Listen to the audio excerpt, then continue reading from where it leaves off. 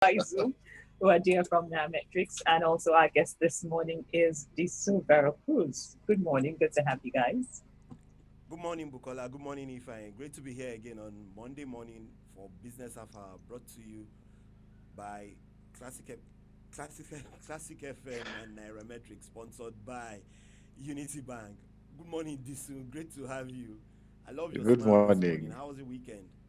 It was good, hence the big smile, and it's good to be with you this morning. It's a That's pleasure. great. Thanks for having me. If I come back to you so I can get the show started. All right, let's just quickly throw this one in about Jisung. He delivers strong growth for Town Talk in his operating markets, has a proven track record, delivering real-time security solutions, leading 70% of the Fortune 500 across sub-Saharan Africa, whilst working as a consultant at Control Risk.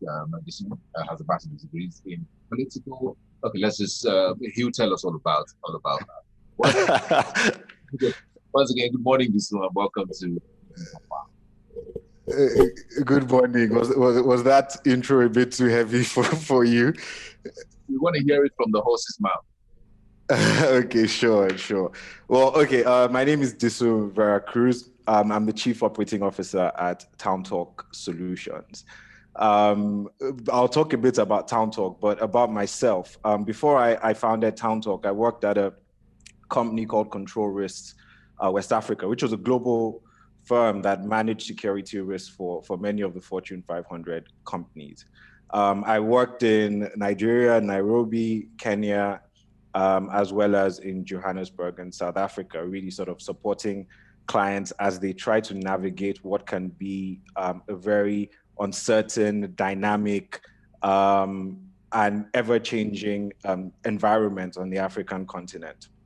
My degrees were in politics, philosophy, and economics, and then I went on to do a master's in conflict security and development, where I was very sort of active in traveling, going to high-risk conflict areas, and just sort of looking at what could be done from a sort of community resolution standpoint, or even sort of just trying to get certain communities back on their feet after going through whether it's man-made or humanitarian disasters. So I'm involved in the West Africa Bioethics Review Committee. So I'm very passionate about trying to help vulnerable people across the world and in the developing world try to really just overcome what can be quite strenuous situations.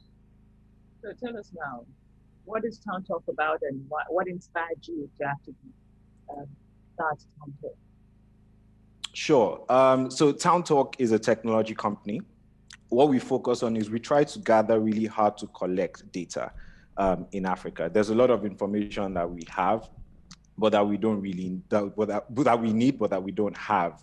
There's still a lot of information out there, but there's a huge gap, right, in trying to fill in some of these blank spaces. So Town Talk is focused on trying to build really easy tools for people to collate this information. Why are we doing this? What we've realized is that the lack of data in Africa not just hinders corporations, right? We all know that data is important, but fundamentally, if you look at an area where there is a huge data gap, which is security, people knowing what's going on around them, or even how to access emergency contacts in life or death scenarios, there's a huge anxiety that we face, right? Once we wake up and we're out about our day, the fact that we just don't have that information makes us nervous, makes us anxious, makes us scared. And we don't really, we're unsure about what routes to take, what journeys to take, and what lies ahead. So Town Talk was created to fill that data gap, and bring that data easily, to make it easily available to Africans. So it's for many reasons. It's not just your safety, it's not just for corporations, but also just to make it a bit easier to live your day-to-day life using data. So I hope you can hear me well. Yes, I can. Okay. So based on your background and having worked in this space for a long while, who do you think your competition is, or your competitors are, whether it's local or foreign, haven't had this experience working for an organization that did something like this before? Well, I'd say, what we're trying to do is very different. So for example, we have a new product coming out. It's a free to download app called Area, which is a community-based app where people are essentially sharing information of what's going on in their area. They're able to verify it by saying, I've seen it. And they're also able to access our directory of emergency response contacts across the country, whether it's police, fire, ambulance, even artisans for whom emergencies as people have been sort of stuck indoors over the last year. So what we're trying to offer is something quite innovative. There's no one doing it.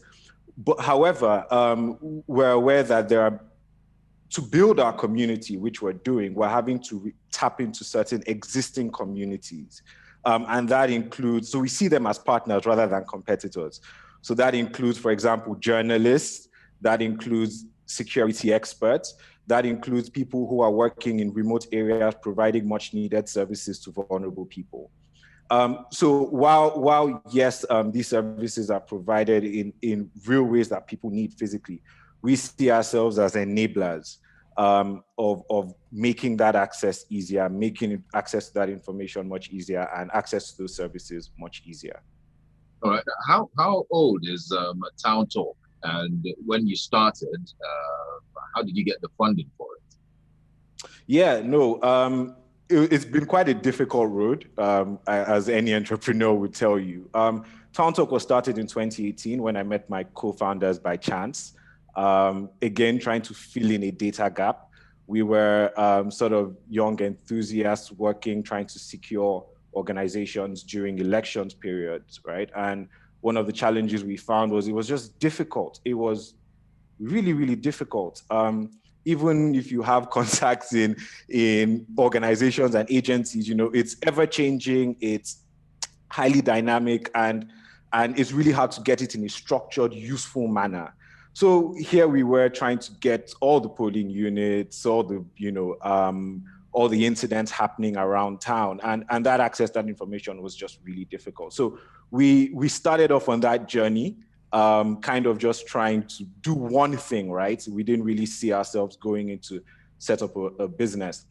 And 3 years down the line, we've seen ourselves sort of take that initial concept and apply it to several other projects. So initially we started off just trying to prove the concept, right? We went around, we're like, listen, we have this model, we can use it for traffic prediction. So we went around and we corrected all the one-way roads on Google Maps, and we made sure that if there was a red line on your street, it's not just, it's telling you that there's traffic, and it's not just telling you that, it's red because the road is bad, right? Try to give that local context, that situational awareness, fill in that data that someone in San Francisco, for example, cannot fill in.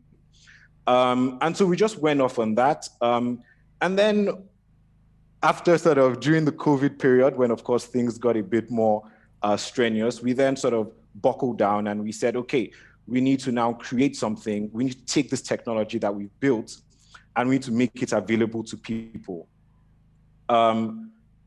We need to make this data available to people, hence our reason for building the Area app. And so we went on this funding and fundraising effort, right? It was difficult, but I think over the period with everything that happened with the pandemic, people began to appreciate the need for data a bit more.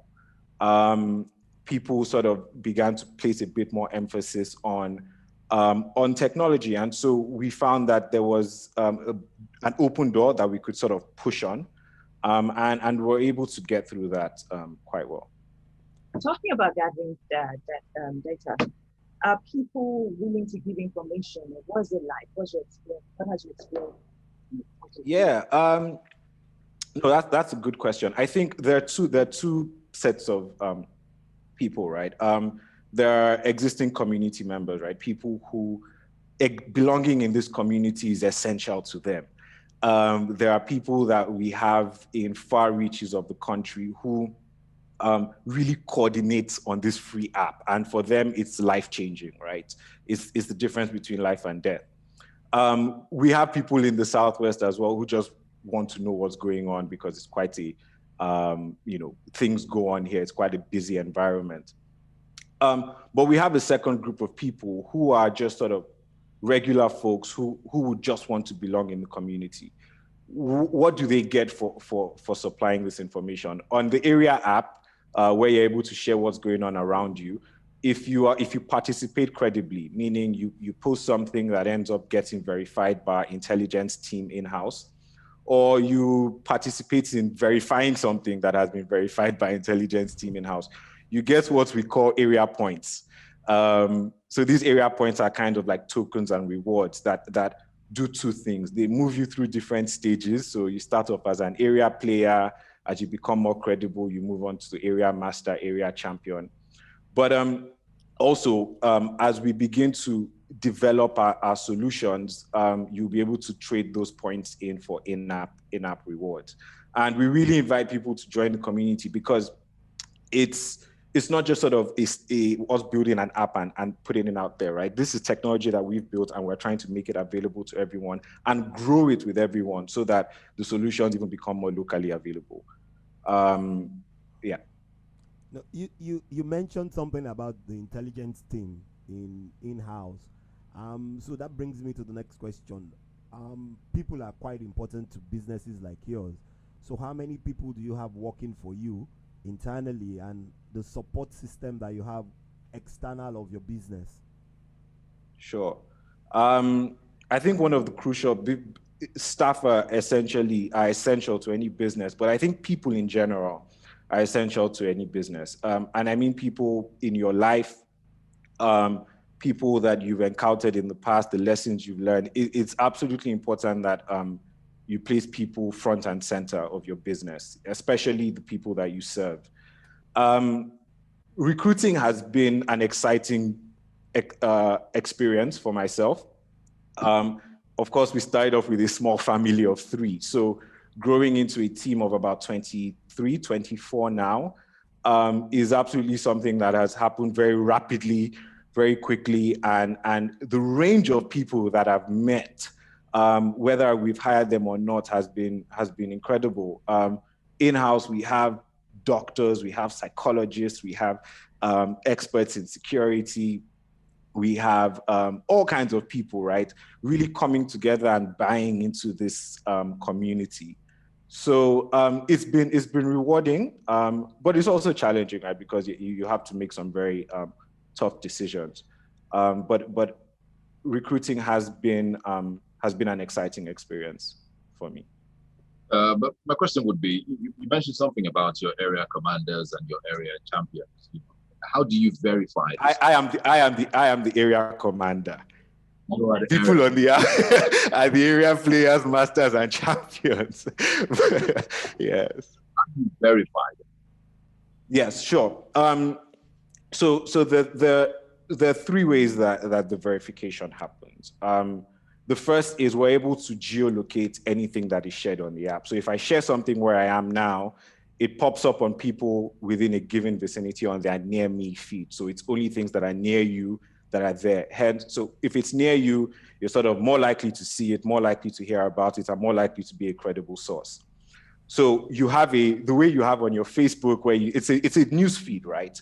And so the way you have on your Facebook where you have a thumbs up or a thumbs down is exactly how you verify or debunk. But that doesn't mean much, right? Because almost anyone can do that.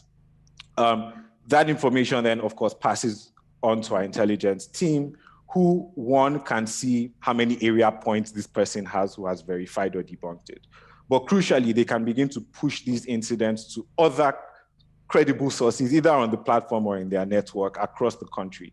Like I said, we have a psychologist who has moved from an IDP camp in Borno so that we could use not just the app, but our USSD and our toll-free line to provide services to people in remote areas.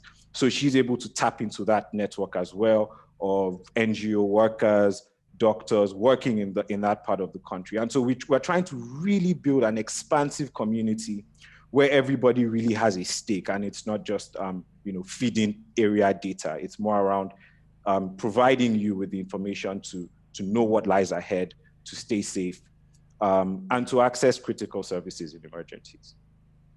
All right, we'll take a break on Business Half Hour. We'll be right back.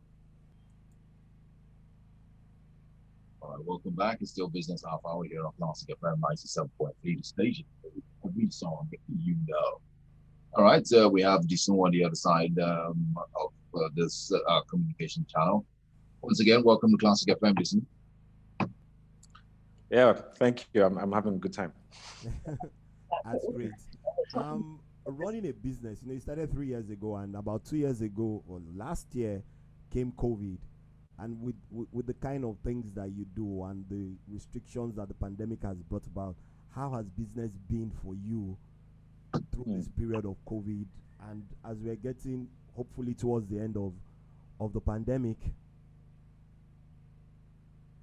Yeah, no, it's I think anyone who was starting a business last year, or even looking to scale their business last year, even if it's just for a short period of time, would have gone through some emotional distress. The uncertainty, the responsibilities were daunting, right? I can remember March last year. It was almost as if no business ever would ever exist again, because everything was just crumbling around you, and so you kind of had to find that center in yourself, that kind of peace of mind, to shut your eyes for 6 hours a night and try to wake up the next day with a fresh outlook. So it was kind of a day-to-day affair, as it were. You take each day as it comes. Once you get out of that, you then sort of feel a bit more comfortable and you're open. So sort of just that breaking those mental barriers day to day was a problem. Of course, with everyone shutting down, and of course with clients themselves not knowing if their businesses will exist, sort of getting in front of people and having those conversations was quite difficult. But I think sort of a few weeks into it, everyone kind of picked up, realized that now we can't keep living like this. And so people began to think, right, how do I adjust my business? How do I adapt my business? And so sort of almost immediately, there was a sort of renewed interest. But of course, there were still market downturns. People were facing financial cash shortages and so on. And so it was a matter of patience, biding your time, keeping those conversations alive. And then sort of as we're coming out of it, I think anyone who has been able to come out of this with some good news kind of needs to, just sort of, be open and realize that everyone as well is open to doing things. And so we're just sort of trying to, again, do what we did last year, take each day as it comes, and hope for the best. But there is no doubt that there is still a lot of uncertainty out there. And so being patient is an absolutely essential virtue to have at this time. So how do you make money in all of this? You gather data, what clients, how do you make money? Yes. So we help our clients solve their data challenges.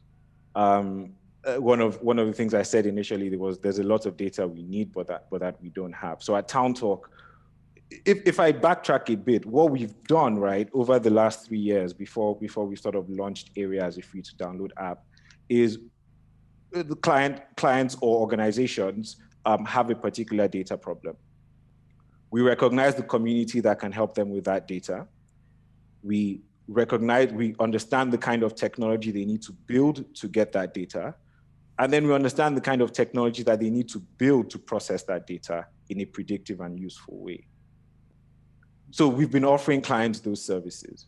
We've then taken that technology and we've basically said to every Nigerian with Area, here's an opportunity, here's a community that can give you the data you need, here's a way to report that data, and here's a way to use that data in a useful way. And so for us, we just continue to help clients continue to build their data sets, build their tools, and help them stay ahead of challenges. So we've had a range of really interesting projects. And for me, 3 years ago, I would never have believed that that these are really interesting applications of the kinds of data that we gather. For example, trying to set up out-of-home billboards. And, we're talking about in the hundreds here across a particular region of the country, and just wanting to know that you're putting your billboards in the right area that will give you the right traction and that will not be harmed due to any sort of environmental or communal harm, right? That was a very interesting thing that we engaged in. I think I mentioned earlier, just trying to really correct some of the challenges of existing navigation systems to account for local challenges. That was a very rewarding data gathering and sort of consulting project that we've done.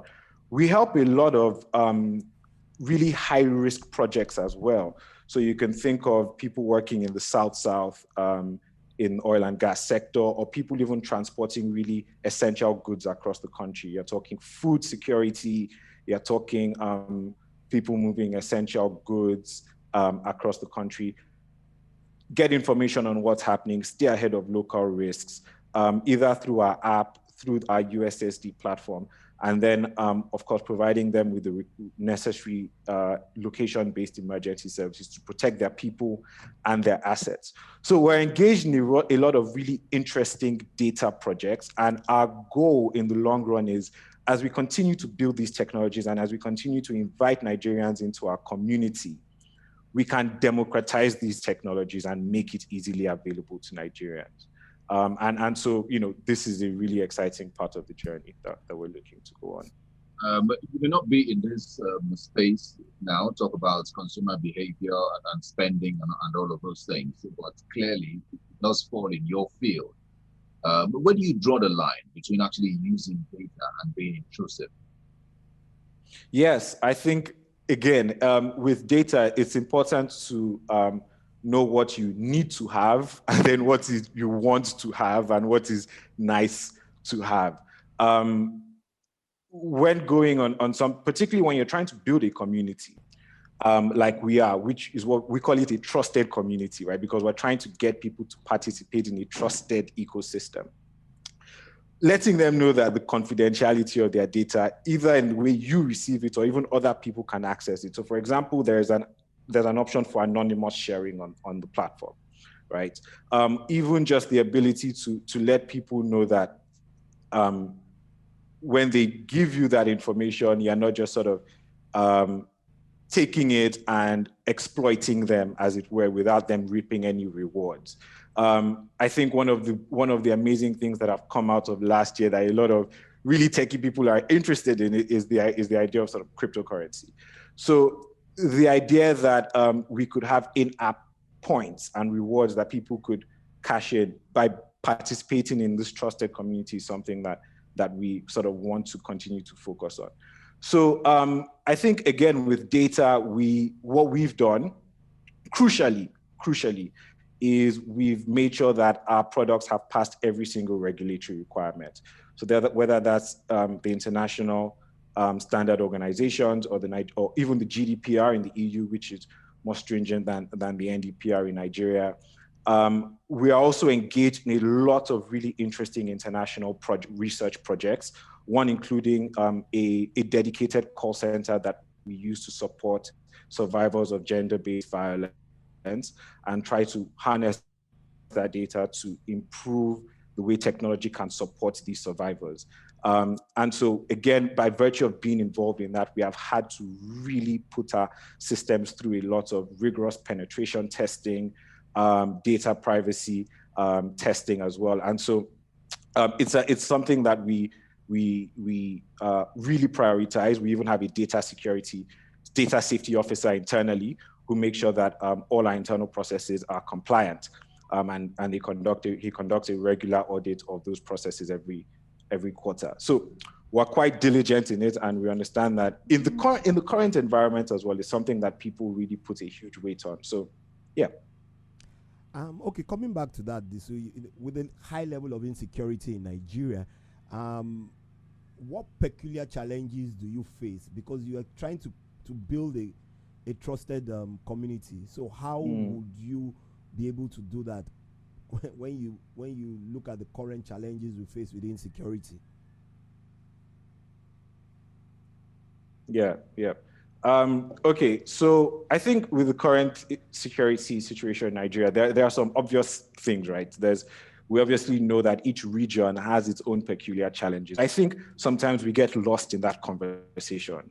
Everybody gets hung up on, some really headline-grabbing events, but the average Nigerian, like you and myself and people all over the country, are scared of really some other things, right? Of, yes, kidnapping, but road accidents, road robberies, home robberies, communal violence and clashes, gang violence, right? Those are things that affect our communities to the point where communities, people like you and I, after we get back from work, we have our night's watch, right? Being a local vigilante group.